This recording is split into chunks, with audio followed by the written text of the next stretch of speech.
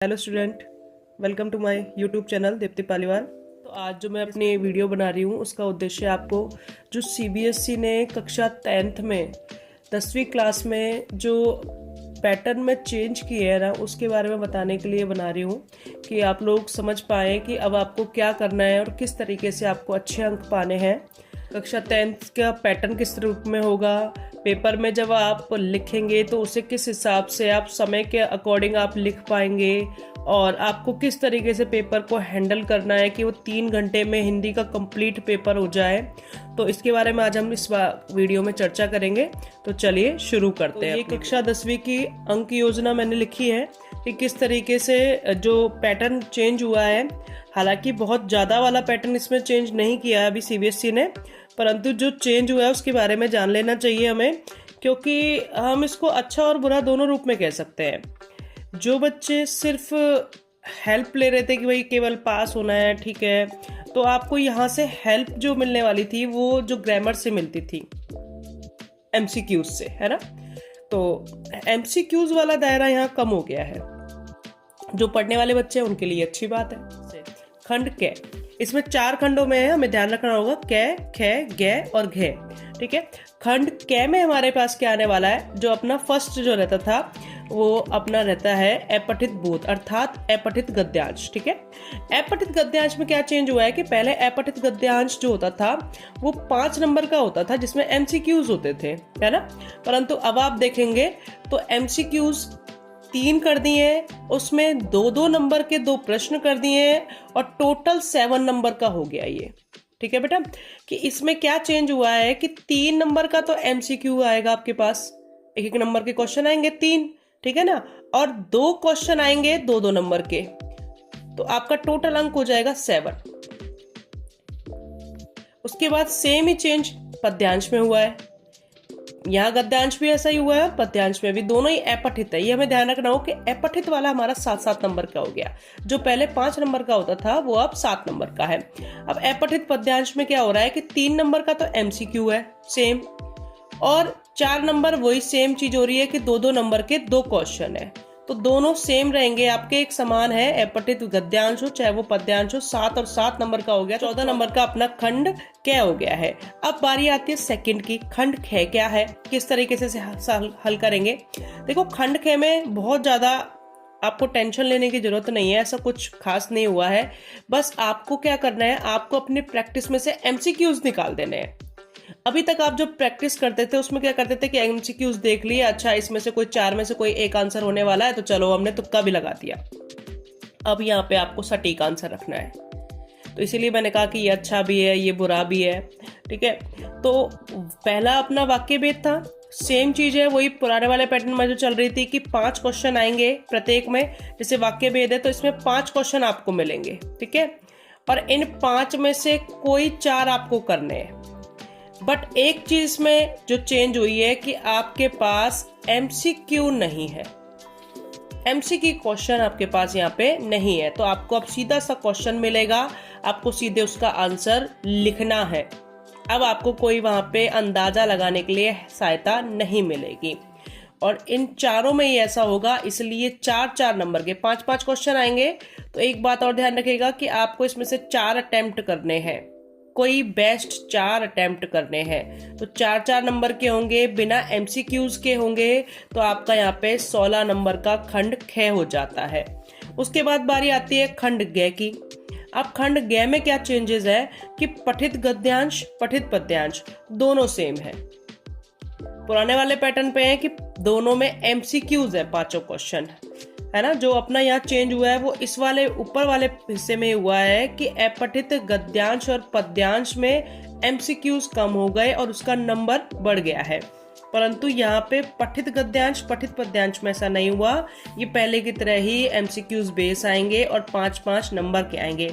हाँ, इसमें एक चीज जरूर जो बदली है वो ये है कि अब आपके ऊपर कथन और निष्कर्ष के प्रश्न ज्यादा आने लगे हैं। ठीक है ना। तो आप इसके लिए तैयार होकर पेपर में जाइएगा कि यहाँ पे जो क्वेश्चन आएगा ना वो सीधा सीधा ना आकर कहीं ना कहीं घूमेगा आपके लिए, कथन और निष्कर्ष की बात करेगा। और बच्चे सबसे ज्यादा कथन निष्कर्ष में फंसते हैं क्योंकि वो डीपली पढ़ते नहीं है, वो सीधे उसका आंसर निकालने का प्रयास करते हैं। तो आप यहाँ शांति से घर में जब आप प्रैक्टिस करते हैं, अपने स्कूल में जब आप प्रैक्टिस करते हैं, अभ्यास करें, तो इस बात पे ध्यान दें कि कथन और निष्कर्ष को पूर्ण रूप से आप उसको पढ़ें, ढंग से समझें और शांति से उसका हल निकालें कि क्या दोनों के बीच में कोई संबंध आ रहा है या नहीं आ रहा है। उसके बाद अपने आते हैं गद्य प्रश्न। ठीक है, एक चीज और है कि इसमें पठित गद्यांश के तुरंत बाद गद्य के प्रश्न होंगे। ठीक है, पहले होता था कि पठित गद्यांश पठित पद्यांश, तो ठीक है, पहले अब क्या होगा, पठित गद्यांश और फिर गद्य के प्रश्न होंगे। उसमें 4 में से आपको 3 करने हैं, ये सेम पैटर्न है, 4 में से 3 करने हैं और 3 करने हैं तो प्रत्येक प्रश्न 2 नंबर का है तो आपका 6 नंबर का हो जाता है। उसके बाद में पद्यांश में से पठित पद्यांश रहेगा, पठित पद्यांश के नीचे रहेगा पद्य प्रश्न। ठीक है, पद्य प्रश्न में से आपको वही सेम करना है कि 4 में से 3 प्रश्न करने हैं और उनके 3 करने हैं तो 2-2 नंबर के हैं आपके, 2 नंबर का प्रत्येक प्रश्न है। यहाँ पे जब 2 नंबर का प्रत्येक प्रश्न है तो 3 करेंगे आप, वही सेम 6 नंबर हो गए। अब आ जाती है कृतिका की बारी। कृतिका में से पहले की तरह ये इसमें भी कोई बदलाव नहीं है कि आपको 3 प्रश्न मिलेंगे, 2 करने हैं और प्रत्येक प्रश्न का 4 नंबर रहेगा। ठीक है, यहाँ एक चीज जरूर बदली है कि यहाँ जो क्वेश्चन आएगा ना वो रचनात्मक क्वेश्चन होगा। मतलब आपकी राय पूछेगा कि लेखक ने बता दिया और आपने पढ़ लिया, तो अब आप उनकी जगह होते या अब आप उनकी तरह सोचते तो क्या होता। क्योंकि तीनों ही चैप्टर हम जब बात करते हैं कि माता का आंचल हो या सना सना हाथ जोड़ी हो या मैं क्यों लिखता हूँ, वो तीनों ही चैप्टर बहुत अच्छे रचनात्मक क्वेश्चन देते हैं। तो इसलिए इन चैप्टर्स को डीपली पढ़िएगा और ढंग से पढ़ के अच्छे तरीके से इनकी तैयारी कीजिएगा, क्योंकि इसमें से जो रचनात्मक क्वेश्चन आएगा वो आपसे सीधे सीधे सवाल न करके आपके विचारों को, आपकी राय को जानने का प्रयास करेगा कि जो लेखक सोचता था क्या आप भी वही सोचते हैं, क्या जो लेखक ने गलत माना क्या वो आपके लिए भी गलत है। तो ये आपको यहाँ पे चैप्टर को पूरा पढ़ना पड़ेगा, आप यहाँ पे रट नहीं सकते हैं। ठीक है, तो अपना 4 नंबर का एक क्वेश्चन है, 2 क्वेश्चन करने, 8 नंबर का ये हो जाता है। उसके बाद खंड गह में आ जाते हैं। खंड गह में हमारे पास अनुच्छेद है। अनुच्छेद सेम है पर अनुच्छेद समसामयिक घटनाओं पर जो है वो नहीं याद कीजिएगा। ठीक है, और अनुच्छेद 6 नंबर का है आपका। उसके बाद पत्र और प्रार्थना पत्र है आपका, कि पत्र और प्रार्थना पत्र में से आप वैसे तो दोनों के पैटर्न के रूप में प्रारूप के बारे में जानकारी रखिएगा, परंतु किसी एक की बहुत अच्छे से तैयारी करिएगा। कई बार क्या करते हैं कि हम दोनों चीजों में ऐसा फंस जाते हैं कि ना एक क्लियर हो पाता हमारा। तो हमें एक बात ध्यान रखनी है कि आप प्रारूप दोनों के पढ़िए, ठीक है, परंतु तैयारी किसी एक की करिए, क्योंकि वहाँ प्रार्थना पत्र ऐसे लिखा नहीं आता है, सिर्फ पत्र लिखा आता है। उसमें से आपको खुद को देखना होगा कि ये औपचारिक है कि अनौपचारिक। ठीक है, आप जानते हैं कि अगर किसी बड़े अफसर को, किसी समाचार पत्र के संपादक को या किसी भी अधिकारी को, पोस्ट वाले व्यक्ति को जा रहा है, जहां हमें निवेदन करना पड़ रहा है, जहां हमें आज्ञा लेनी पड़ रही है, तो हम जानते हैं कि वहां पे वो चीजें औपचारिक है। और जहां हम अपने भाई को, बहन को, मम्मी को, पापा को, चाचा चाची, अंकल, दादा दादी, मतलब रिश्तेदारों को, किसी को भी कोई पत्र लिख रहे हैं, तो हम जानते हैं वो अनौपचारिक है। तो इसलिए आप इस चीज पे ध्यान रखिएगा कि किसी एक की बहुत बेहतर तरीके से तैयारी की जाए लेखन में, क्योंकि यहाँ पे छोटी छोटी सी चीजों के लिए आपको नंबर जो मिलता है, आपका नंबर जो होता है वो छोटी छोटी चीजों को ध्यान में देकर दिया जाता है। उसके बाद आता है आपका ईमेल और स्वैवत। अब ईमेल और स्वैवत, अब स्वैवत जो बच्चे करते हैं वो बहुत ज़्यादा लेंथी हो जाता है। ठीक है, तो आप प्रारूप दोनों का जानिए, पर इसमें भी मैं यही बात कहूँगी कि इन तीनों में, चाहे वो पत्र हो, चाहे वो ईमेल और स्वैवत हो, चाहे वो विज्ञापन और संदेश हो, आप इस बात का ध्यान रखें कि आपको किसी एक की तैयारी बहुत अच्छे तरीके से करनी है, क्योंकि अगर आप दोनों तरफ ध्यान देंगे तो कोई भी एक पक्ष अच्छा नहीं हो पाएगा। आप प्रारूप सबका पढ़िए, प्रारूप को दिमाग में अच्छे से उतार लीजिए, परंतु तैयारी किसी एक की कीजिए जिससे आप उसमें अपना 100% दे सकें। टोटल आपका अगर हम खंड के आधार से निकालें तो ये 14 नंबर का कै खंड बन जाता है आपका, खे वाला बन जाता है आपका 16 नंबर का, और गै वाला बन जाता है आपका 30 नंबर का, और घै वाला बन जाता है आपका 20 नंबर का। तो कुल अंक आपका 80 रहेगा, और 20 आपका जो होता है वो आपके विद्यालय की ओर से होता है ना।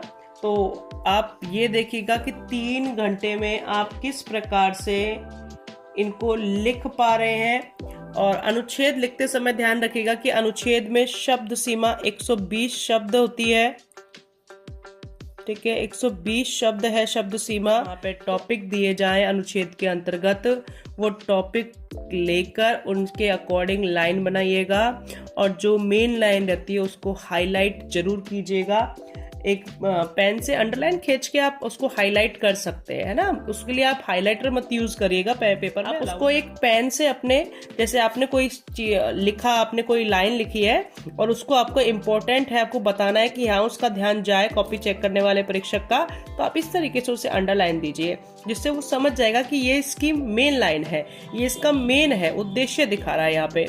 तो एक हिंदी की कॉपी में एक चीज़ और आपके लिए होनी चाहिए कि आपकी हैंड राइटिंग बहुत अच्छी होनी चाहिए, क्योंकि आपको यहाँ हैंड राइटिंग में मिलते हैं अंक। आपको यहाँ मिस्टेक्स नहीं करनी है, गलतियाँ अगर आप बहुत ज़्यादा गलत करते हैं और आप नहीं लिख पाते हैं, खुद कंफ्यूज हो जाते हैं, तो देखो उत्तरों के लिए तो सीधी सी एक बात होती है कि आप चैप्टर्स रीड करिए, आप पाठ पढ़िए। जितना आप पाठ पढ़ेंगे आप उतने ही अपने चैप्टर से अवगत होते जाएंगे। उत्तर पुस्तिका लिख रहे हैं तो आपकी लेखन शैली बहुत अच्छी होनी चाहिए, आप मात्राओं की गलती ना करें, इसलिए आप अपने मिस्टेक्स पे ध्यान दीजिए। और आपकी लेखन शैली, राइटिंग तो अच्छी होनी ही चाहिए, पर उत्तर लिखने का तरीका बहुत अच्छा और सटीक होना चाहिए, जिसमें बेवजह की वार्तालाप के अपेक्षा आप सटीक उत्तर लिखें। इसके लिए आप पाठों को ढंग से पढ़ें, अपने जो चैप्टर्स हैं उन पर ध्यान दें, उनके उद्देश्य के बारे में जानें। और 10वीं कक्षा से जुड़ी विभिन्न प्रकार की वीडियोस मेरे चैनल पे है, जिनका आप उपयोग करके अच्छे नंबर प्राप्त कर सकते हैं। तो आप ना सिर्फ पाठों से जुड़ी हुई एक्स्ट्रा क्वेश्चंस मैंने अपने चैनल पे अपलोड किए हुए हैं, आप वहाँ देख सकते हैं, वीडियोस में देख सकते हैं, शॉर्ट्स में देख सकते हैं, और बहुत सारे प्रैक्टिस सेट जो है आप वहाँ पे जाके देख सकते हैं। अलंकार, पद परिचय है, कुछ आंसर सहित है, कुछ विदाउट आंसर, केवल आपकी प्रैक्टिस के लिए है। तो वहाँ से आप अपनी प्रैक्टिस को बहुत अच्छी तरीके से बना सकते हैं। मैंने वहाँ पे आपके लिए प्रार्थना पत्र वगैरह भी पूरे जो प्रारूप है उनके सहित वहाँ पे लिखे हुए हैं, तो आप वहाँ से अपने जो तैयारी है उसको बहुत अधिक अच्छा बना सकते हैं। आप चाहे तो आप YouTube से, देखिए फ़ोन आजकल सब चलाते हैं, तो आप YouTube से अपनी पढ़ाई को अच्छा भी बना सकते हैं। जब एक ऑप्शन हमारे पास होता है तो आप ये भी ध्यान दें कि अगर आप अपने लिए मेहनत कर रहे हैं, अपनी परीक्षाओं के लिए मेहनत कर रहे हैं, तो निश्चित रूप से आपको फल भी आगे मिलेगा। तो इसलिए मैं आशा करूंगी कि आप अपनी शिक्षा पर ध्यान देंगे, क्योंकि ये बहुत ही ये जो टाइम चल रहा है ना आपके लिए, ये बिल्कुल लास्ट टाइम चल रहा है। इस समय आपकी जो योजना है, जो आपकी पद्धति है, वो बहुत अच्छी होनी चाहिए बोर्ड क्लासेस के लिए, क्योंकि हम सभी जानते हैं कि फरवरी में आपका बोर्ड एग्ज़ाम शुरू हो जाएगा, है ना। और जब बोर्ड की परीक्षाएं शुरू हो जाती हैं, आप उस समय कहें कि हम रिवीजन कर रहे हैं, हम यहाँ पे अब ध्यान दे रहे हैं, तो वो पॉसिबल नहीं है। आपको ध्यान अभी देना है, क्योंकि इस समय आपके स्कूलों में सिलेबस ख़त्म हो चुका होगा, रिवीजन चल रहा होगा, तो अपने रिवीजन को और अच्छा बना लीजिए। आप मेरे चैनल पे, वहाँ पे बहुत सारे प्रैक्टिस सेट हैं, आप उनका प्रयोग कर सकते हैं अपने आप को, जो आपकी मिस्टेक्स हैं या जो भी आपकी गलतियाँ हैं, अपने आप को बेहतर बनाने के लिए। ठीक है, अगर ये वीडियो अच्छी लगे तो मेरे चैनल को सब्सक्राइब कीजिए, लाइक कीजिए, और कमेंट में बताइए अगर आपको कोई ऐसी चीज़ जो इनमें से समझ नहीं आती और आप चाहते हैं कि मैं अपने चैनल पर आपके लिए लिखूं, कमेंट में ज़रूर बताइएगा।